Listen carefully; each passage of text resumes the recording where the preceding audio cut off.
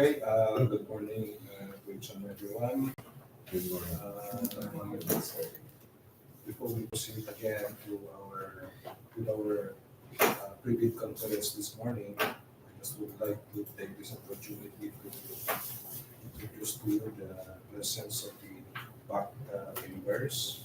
First, to my left, we have the chief of the Quality Assurance Section, Chief Nasser Carandas.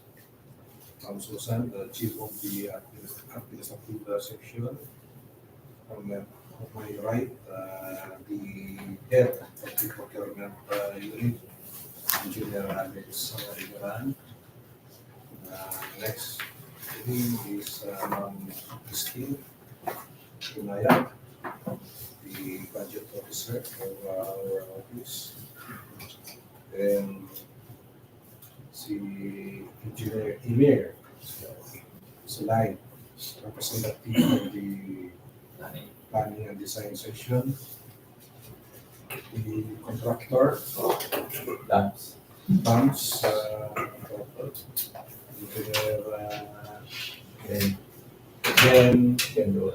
Ganduan, members of the Tax Secretariat, ito na isa-isa pa. And to viewers, considering that we are live from our Cotabato 3rd DEO Facebook page. So this morning, as what I have said just a while ago, we are going to discuss the overview of the projects before we are going to subject for procurement activity. So I request Engineer Emir to do the discussion regarding the technical aspect of the projects. So, good morning once again to our head of DPWH Sir our Assistant District Engineer Arcadio GLI, and to the TWG members. We have 9 projects today to discuss for our pre-bidding. The first project is 24 MI 00663 road concreting on Barangay TAWAN-TAWAN, Cotabato, Phase 1.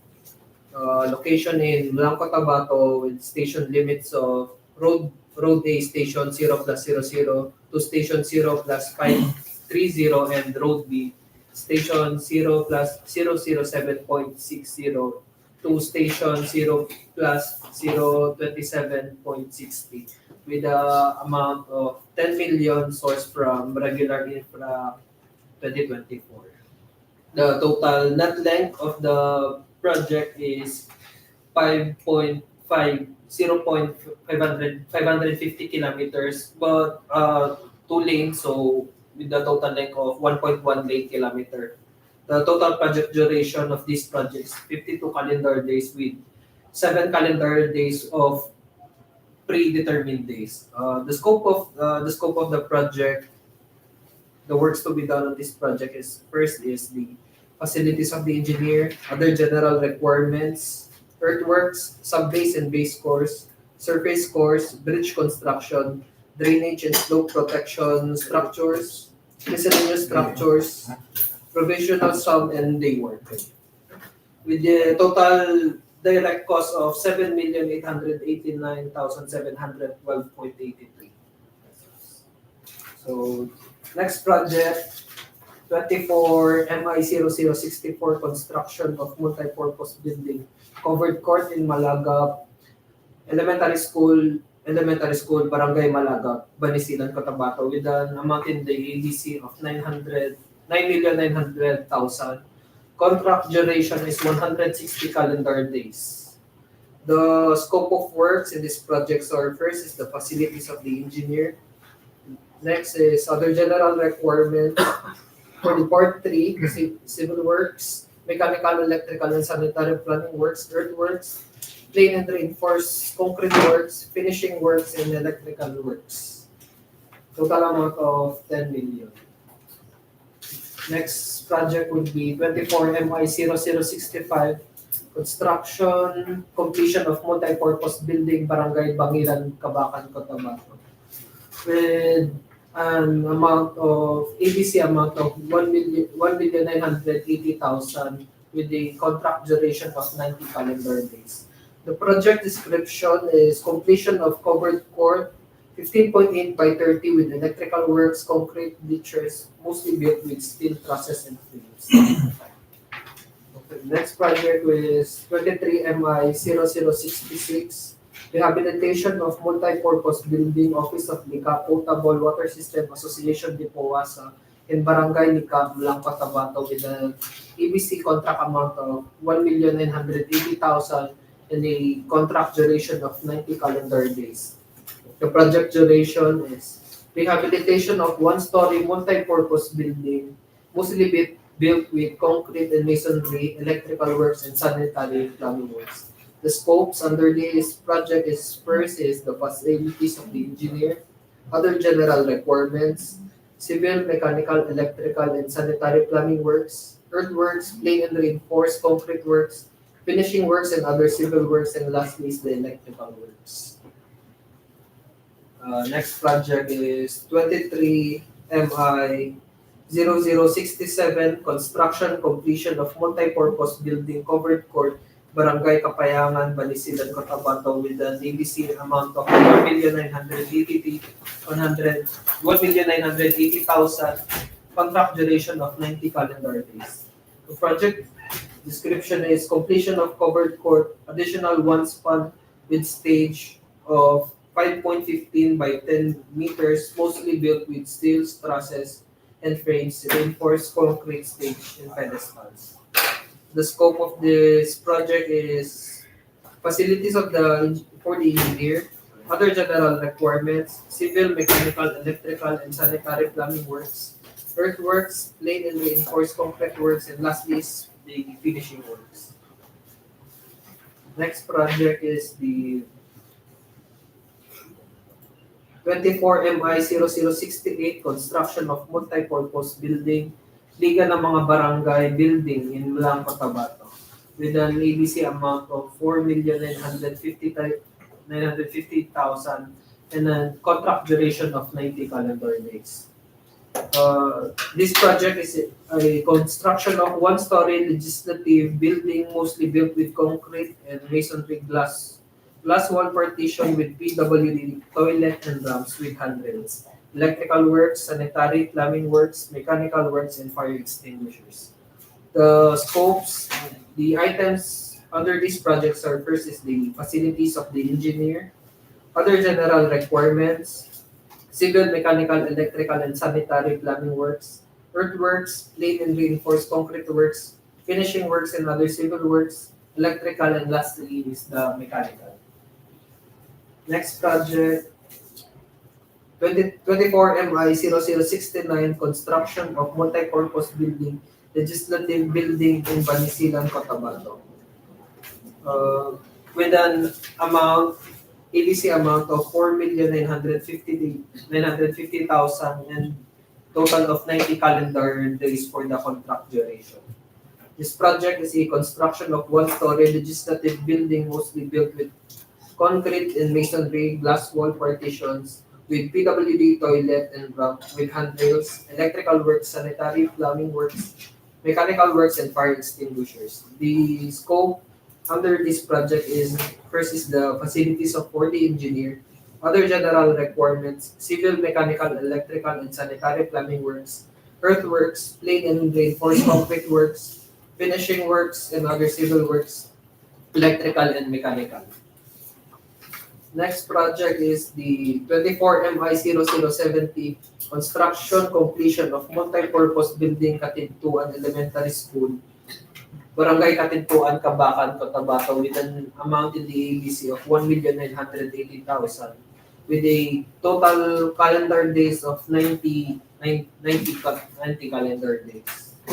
This project is a completion of covered court, 15.8 by 12 meters, mostly built with steel trusses and frames.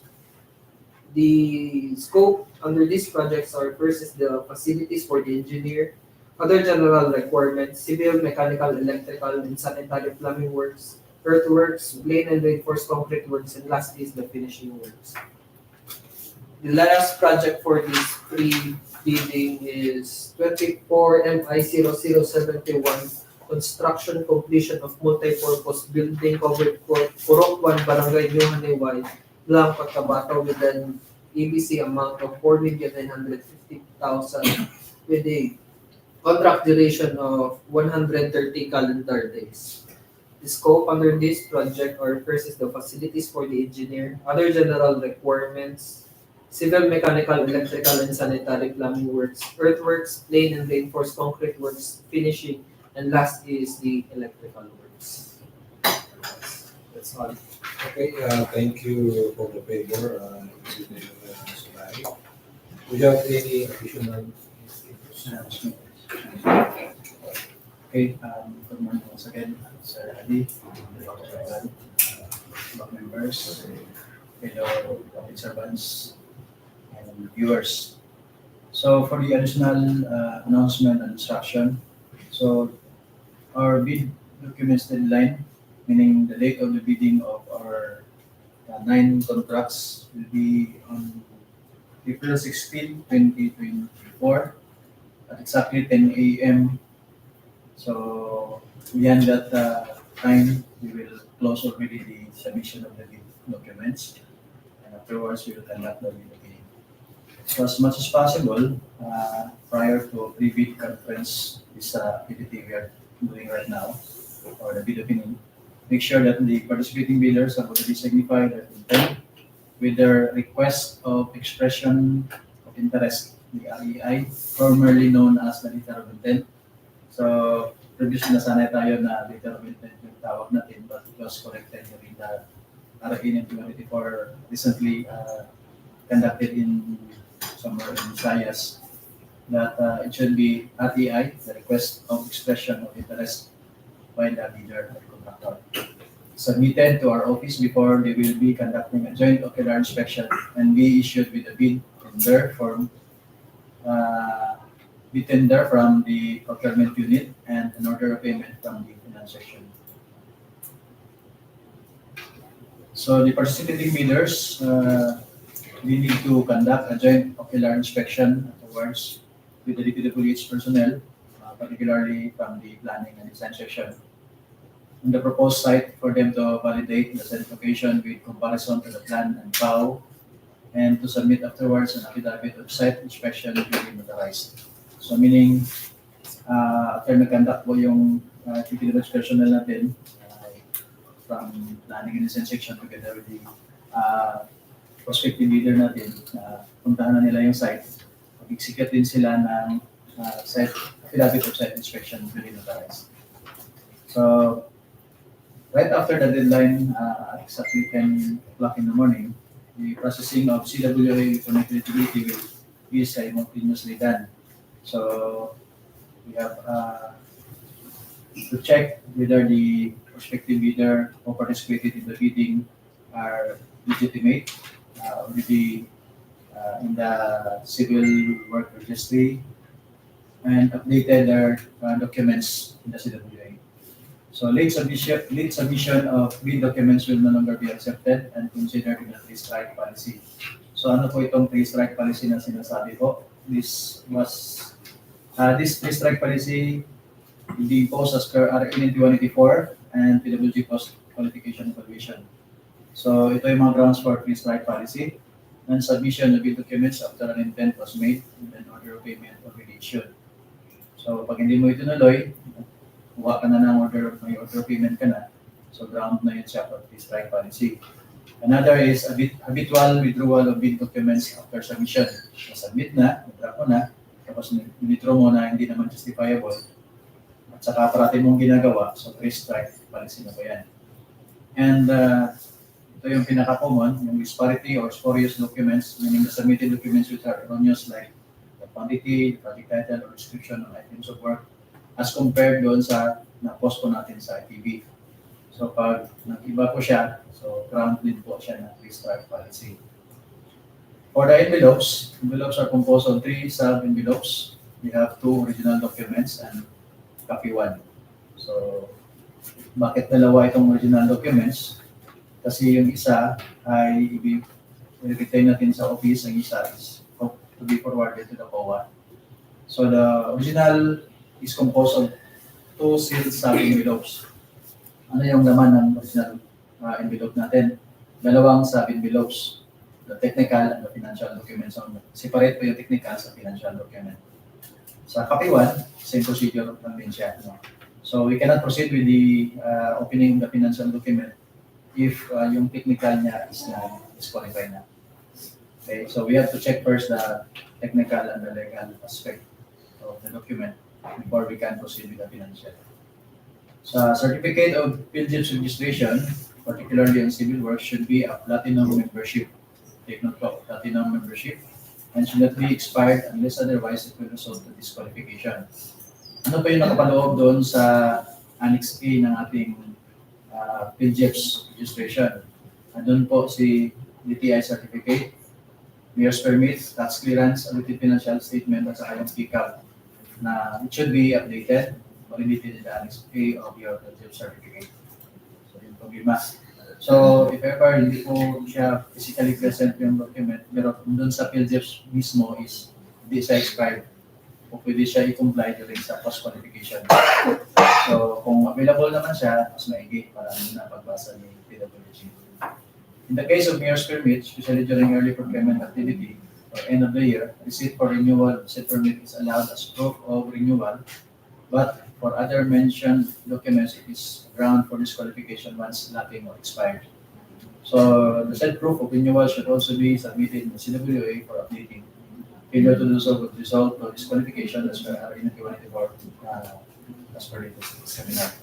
So hindi naman tayo na nabilong ngayon sa IPA kasi nga sa kalagitnaan na tayo ng taon.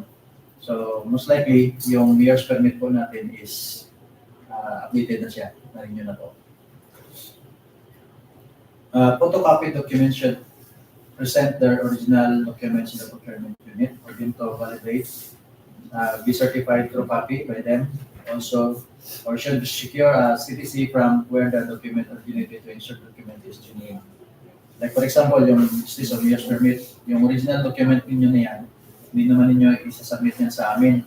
So most likely, photocopy lang siya.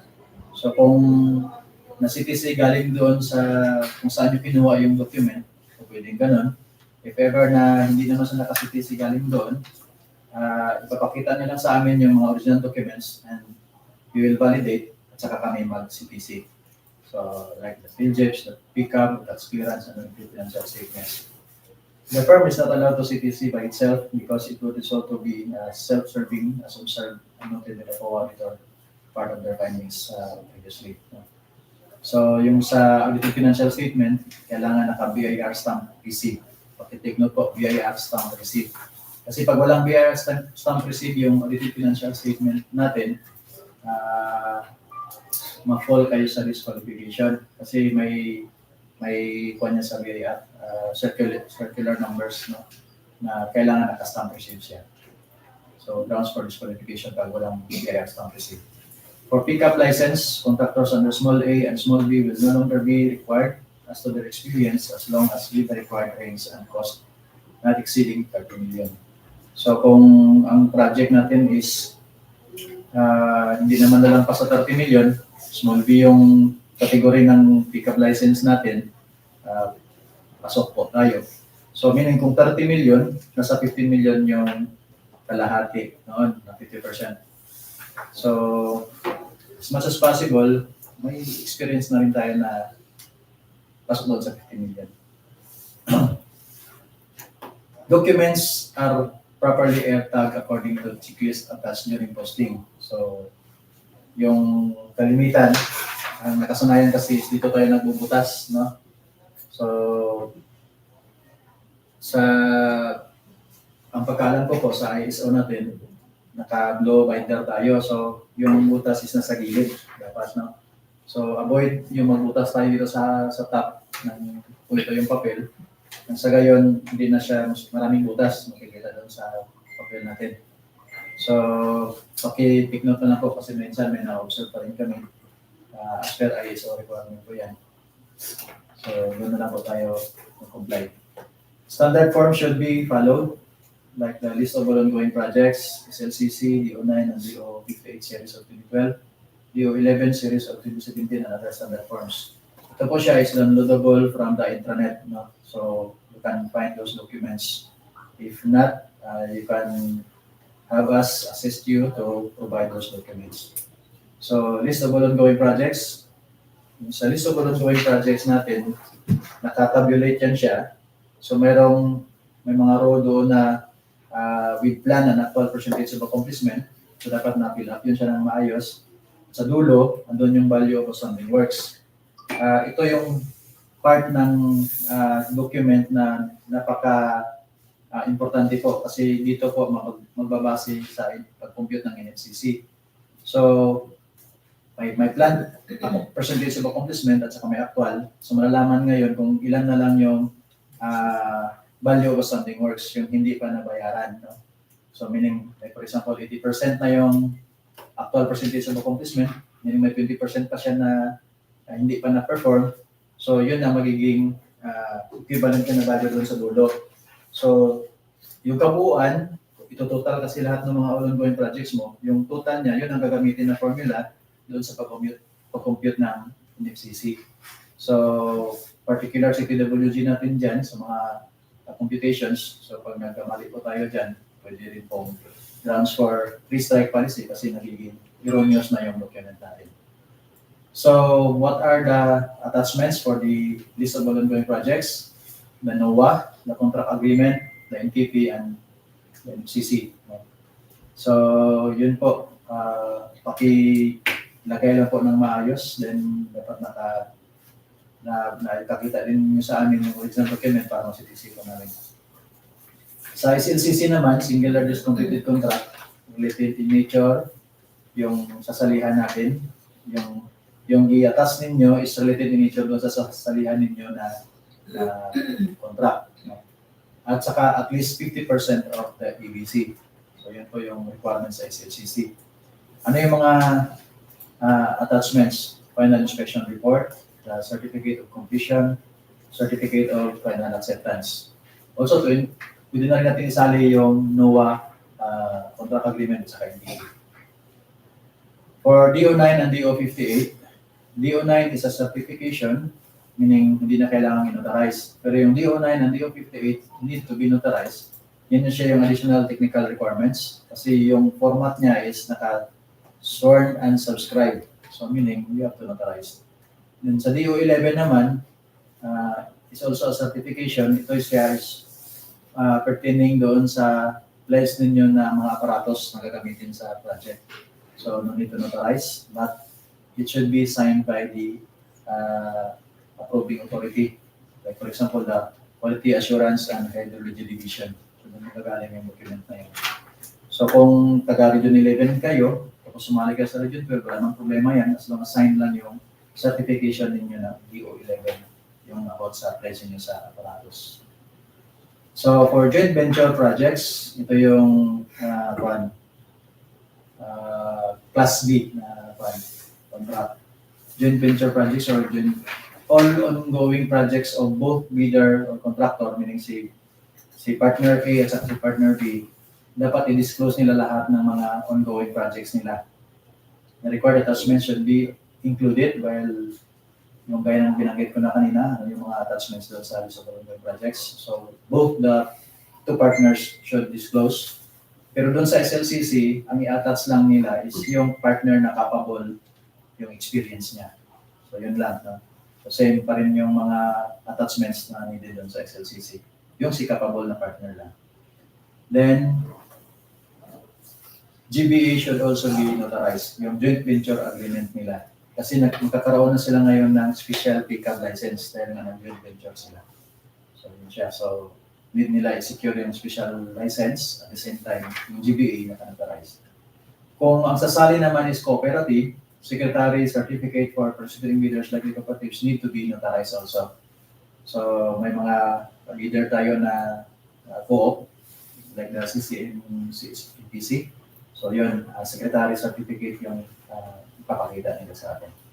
Structural organization, ito yung 5K personnel, the project manager, the project engineer, the materials engineer, safety officer, and construction foreman. So the project manager, PE, and ME should be of different person as required in the CWA awardee. Kasi nga po, hindi tayo makakaproceed doon sa, kasi nakasystem ito siya.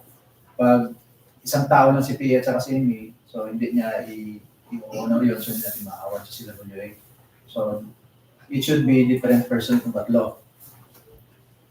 Minimum years of experience as posted in the ITB should be 5 years experience.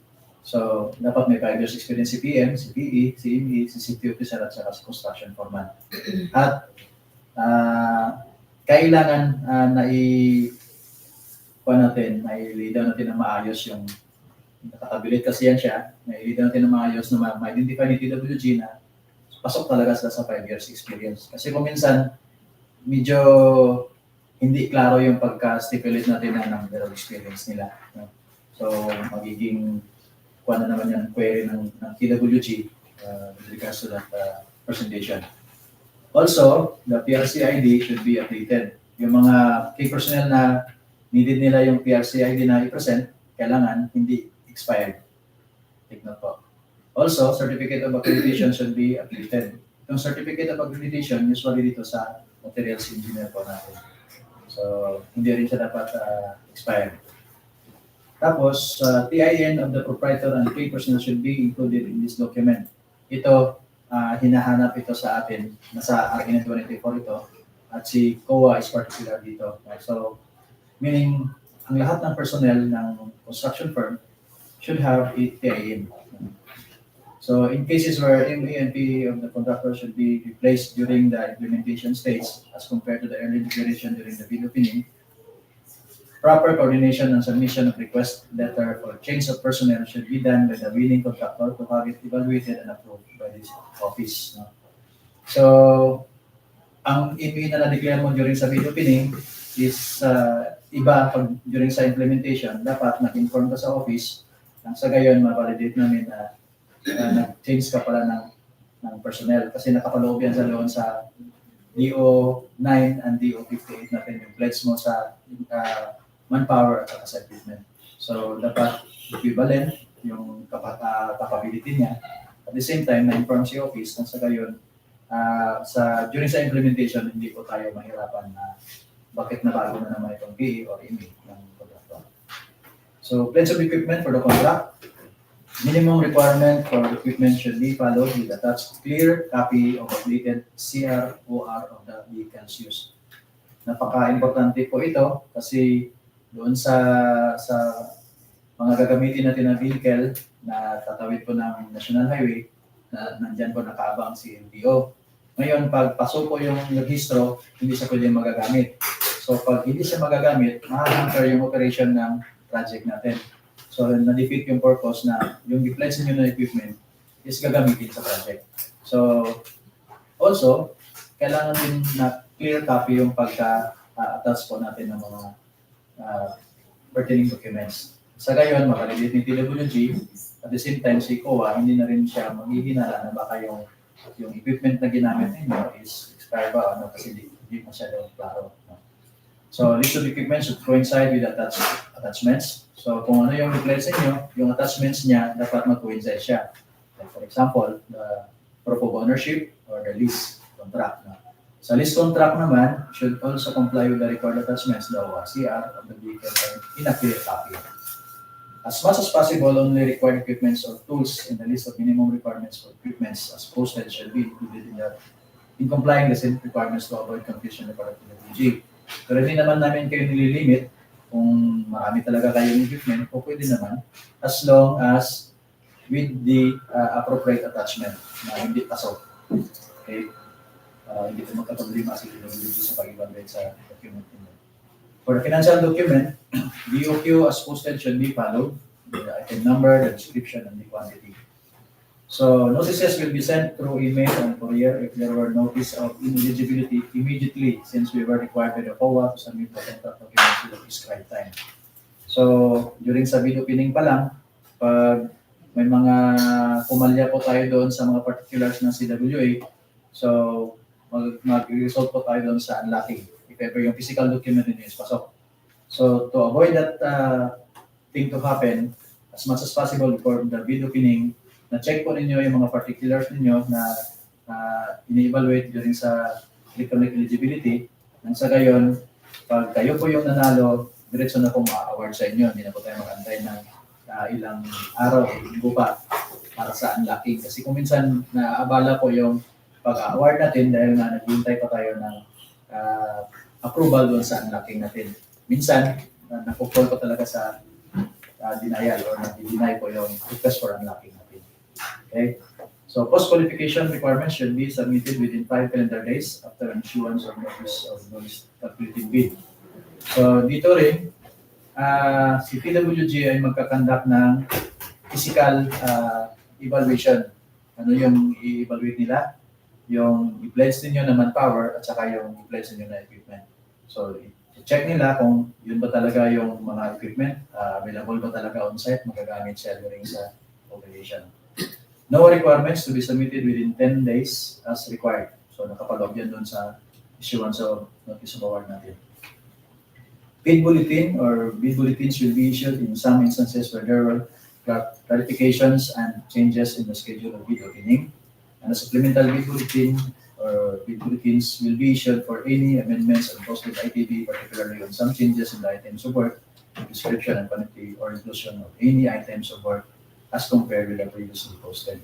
So, encouraging the participating bidders to please visit the website where we posted our bidding documents, particularly the PLGIPS and DPWH websites for you to check possible changes in the item, description, or quantity, even for possible change of schedule during the procurement activity.